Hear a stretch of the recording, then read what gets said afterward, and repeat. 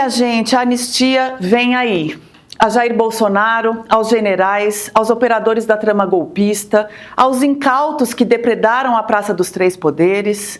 O Brasil está caminhando para, mais uma vez, livrar todo mundo que tenta destruir a nossa democracia. Pelo menos é o que se desenha neste abril de 2026. E nesta semana, 3 movimentos em Brasília estão pavimentando o caminho da anistia. O primeiro foi o Manifesto do PT, publicado no fim de semana no Congresso Nacional do partido. O segundo é a sabatina de Jorge Messias, indicado por Lula para o Supremo Tribunal Federal, que acontece nesta quarta-feira. E na quinta vem a análise dos vetos presidenciais ao PL da dosimetria pelo Congresso. Se olharmos de longe, no contexto que vem se formando desde o fim do ano passado, esses 3 atos podem consolidar um tipo de acordão pela anistia aos golpistas antes mesmo que Flávio Bolsonaro, caso eleito, precise comprar a briga pelo indulto do pai. Vamos falar de cada um deles, mas para isso vamos colocar na perspectiva histórica porque uma eventual anistia é um problemaço imediato e um ainda maior contratado para o futuro.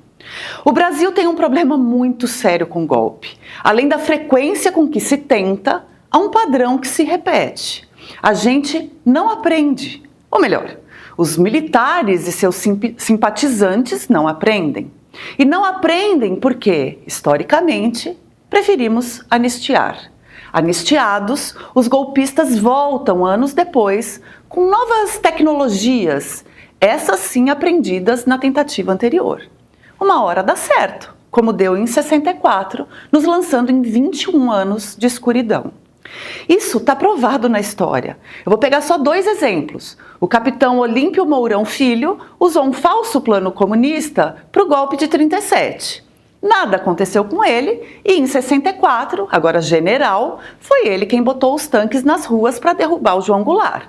Os tenentes Haroldo Veloso e João Paulo Burnier tentaram separadamente 2 golpes contra Juscelino Kubitschek, em Jacareacanga, em 1956, e em Aragarças, em 1959. JK anistiou os 2, e lá estavam eles entre os golpistas de 1964. Deu para sacar, né? Quem tenta golpe no Brasil não é punido e sempre volta. A tal pacificação vendida hoje é a tentativa de golpe de amanhã.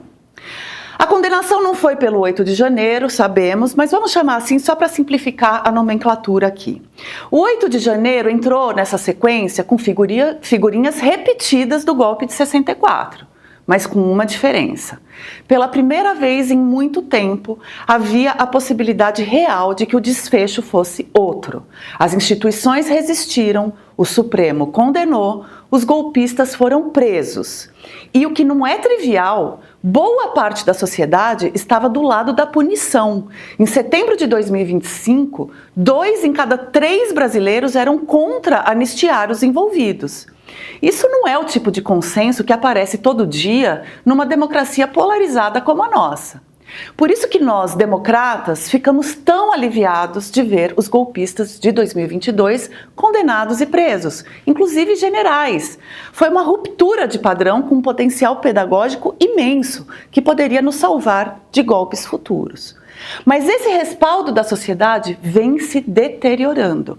E acontece que anistia, graça, indulto, todos esses recursos de perdão são instrumentos jurídicos e políticos. Estão previstos na Constituição com a definição de quais critérios devem ser usados, mas além disso, dependem de um ambiente político propício para sua execução, ainda que sejam constitucionais. No Brasil de 2026, está muito difícil separar justiça de política, se é que já foi possível fazer isso um dia. Mas a gente pode se concentrar nos últimos 6 meses para analisar o que vem acontecendo política e juridicamente e como o ambiente para a anistia está sendo construído. Uma parte da explicação está nas penas da raia miúda do 8 de janeiro. O Supremo condenou pessoas a até 17 anos de prisão por atos que, para um segmento crescente da opinião pública, não pareciam equivalentes à sentença.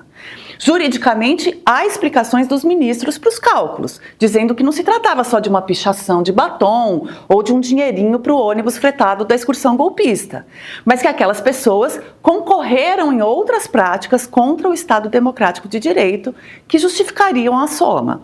Ainda assim, para a parte expressiva da opinião pública, as quase 160 pessoas que não fecharam acordos com o Ministério Público e acabaram recebendo as penas mais altas estavam sendo desproporcionalmente punidas.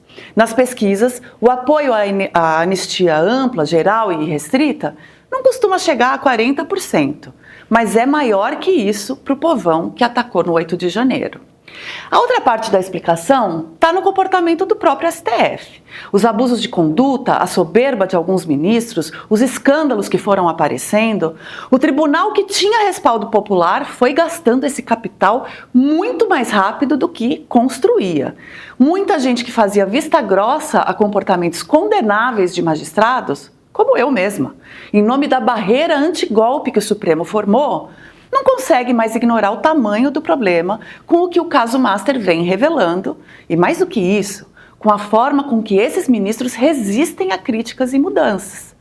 Daí até explicar para quem é mal intencionado que alhos não são bugalhos, que criticar e eventualmente punir ministros que ajam fora dos limites não é o mesmo que querer subjugar ou neutralizar o judiciário, que o malfeito de hoje não anula o que foi feito corretamente ontem se os casos não forem correlatos. Enfim, o clima é de ataque total à corte. Então, chegamos a essa semana. Depois que o candidato Romeu Zema intensificou as críticas aos ministros do STF e Gilmar Mendes reagiu de forma autoritária e desproporcional, o debate sobre a reforma do judiciário e a contenção ganhou outra dimensão. A direita, que já atacava o tribunal, ganhou um argumento que não precisava ser antidemocrático. Petistas importantes, incluindo Lula, passaram a criticar o STF publicamente para não serem arrastados pelo desgaste. No fim de semana, o PT aprovou o manifesto do seu 8º Congresso Nacional. O documento fala em democracia, propõe reformas estruturais, convoca uma coalizão ampla para reeleger Lula, mas o rascunho inicial do manifesto previa uma reforma constitucional para tornar crimes contra o Estado Democrático de Direito insuscetíveis de graça, anistia ou indulto. Esse trecho desapareceu da versão final. Sumiu também um pedaço que falava em reformulação do papel das Forças Armadas. O texto, que chegou a mencionar, abre aspas, promiscuidade entre juízes e empresários, uma crítica direta ao STF pelo escândalo Master, virou mecanismos de autocorreção e fortalecimento do Estado de Direito. A referência ao próprio Master sumiu. Qualquer menção específica ao 8 de janeiro sumiu. O PT, que durante 2 anos construiu a narrativa de que punir os golpistas era uma questão constitucional inegociável, sucumbiu à pressão política e eleitoral e ao desejo de ter Jorge Messias no Supremo Tribunal Federal. Sim, porque para convencer Davi Alcolumbre, presidente do Senado, a pautar a indicação de Messias, o governo teve que topar que ele também pautasse a derrubada dos vetos à dosimetria. Em troca, Alcolumbre pediu ao Congresso que desistisse da CPI do Master, o que beneficia todos os lados. Sacaram o xadrez, né? Então fica aqui comigo que eu vou explicar como o Messias vai ter que fazer o próximo movimento no tabuleiro se quiser ser aprovado e o que ainda pode acontecer aos golpistas. Eu sou Flávia Tavares, editora do Meio. Neste ano eleitoral, não existe uma ação sequer em Brasília que não esteja sendo friamente calculada com vistas a outubro, às urnas. Se você quer entender cada um desses cálculos, seja um assinante premium do Meio e receba reportagens, análises, conteúdos especiais que explicam tudo isso. São só R$15 por mês e você ainda ajuda a financiar essa parte gratuita aqui do YouTube. Seja o Cá Entre Nós, o Central Meio, o Ponto de Partida. Então, assine.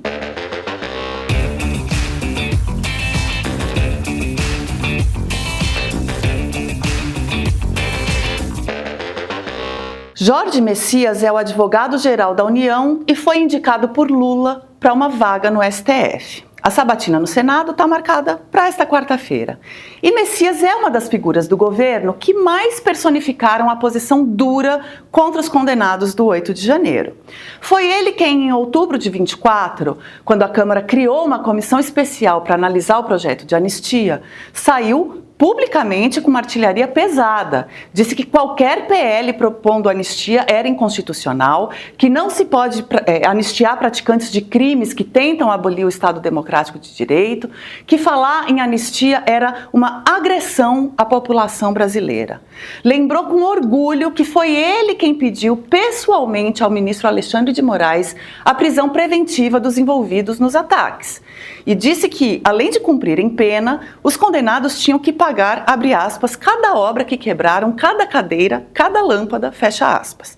Perguntou em rede nacional o que as pessoas favoráveis à anistia viram nos prédios públicos no dia seguinte ao 8 de janeiro. Hoje, às vésperas da sabatina que pode levá-lo ao Supremo, a estratégia é outra. Segundo relatos da CNN Brasil, Messias tem dito a interlocutores que vai adotar uma postura de paz e amor, evitar embates com a oposição, não reagir a provocações, apresentar-se como nome capaz de pacificar a relação entre o judiciário e o legislativo. Os 3 eixos: serenidade, sobriedade e tecnicidade. Essa conciliação vai passar necessariamente pela anistia, porque senadores bolsonaristas estão irritados exatamente com a postura de Messias no 8 de janeiro. Avaliam que ele poderia ter adotado uma postura mais conciliadora e que ele endossou os abusos do STF. A oposição planeja usar a sabatina para questioná-lo e pressioná-lo sobre isso. E Messias se preparou para responder sem brigar. Reuniu-se até com o líder do PL no Senado, Carlos Portinho, mesmo sabendo que a bancada já fechou posição contrária ao seu nome. E é aqui que Messias fecha o círculo. O STF é a parada final do debate sobre dosimetria e anistia. E ele pode estar sentado nessa cadeira quando o debate chegar lá. Com a queda dos vetos de Lula à dosimetria, que é a versão suavizada da anistia que o Congresso conseguiu negociar, o STF deve ser acionado para responder se a nova dosimetria é constitucional. A tendência é dizer que sim, porque afinal cabe ao Congresso decidir justamente isso. E seria um meio termo para evitar a anistia completa. Vamos lembrar que Bolsonaro, com a nova dosimetria, pode acabar ficando coisa de 2 anos e pouco preso, na sua casa com piscina, somando todas as progressões. Mas acontece que o timing político, caso a crise do STF se aprofunde e caso a direita ganhe as eleições no Congresso, é de muita pressão, é de querer anistia completa. Se a direita fizer um presidente, então, nem se fale. O presidente que fizer esse pedido terá sido eleito democraticamente, alardeando essa agenda. O STF que vai julgar esse pedido vai ser composto potencialmente por ministros que incluem o próprio Messias, o homem que pediu as prisões e que agora se apresenta como pacificador, e por outros ministros acuados pela crise que eles próprios criaram, desgastando o capital político que tinham para sustentar as condenações. Com que moral política o STF vai dizer que não? É possível que aceite, inclusive, negociar os termos de uma anistia antes da eventual posse do Flávio Bolsonaro, do Caiado, para evitar uma crise constitucional. A alternativa é o enfrentamento e mais crise. E desta vez, sem um executivo como aliado. E como sabemos, a sanha golpista não morre jamais. Em qualquer cenário, a força da condenação dos golpistas de 2022 está em xeque. A memória do que eles fizeram também. Nós vamos permitir? Quando o Estreito de Hormuz virou o centro da atenção global, o meio já estava lá. Quando o debate sobre identidade e ideologia ainda engatinhava, nós já analisávamos os seus desdobramentos. Para nós, polarização nunca foi sensação, sempre foi um dado que precisava ser compreendido com profundidade. O meio chega no timing certo com as pautas que realmente movimentam o país. Essas análises que pautam a conversa antes mesmo dela envelhecer estão nas nossas edições de sábado, escritas por nomes como Ian Boechat, Flávia Tavares, Leonardo Pimentel e Júlia Kékia. Informação muita gente dá, mas a análise que coloca você à frente, essa exclusiva. Não espere o assunto ficar datado para formar a sua opinião. Quer chegar na frente? Assina o Meio Premium. O link está aqui na descrição.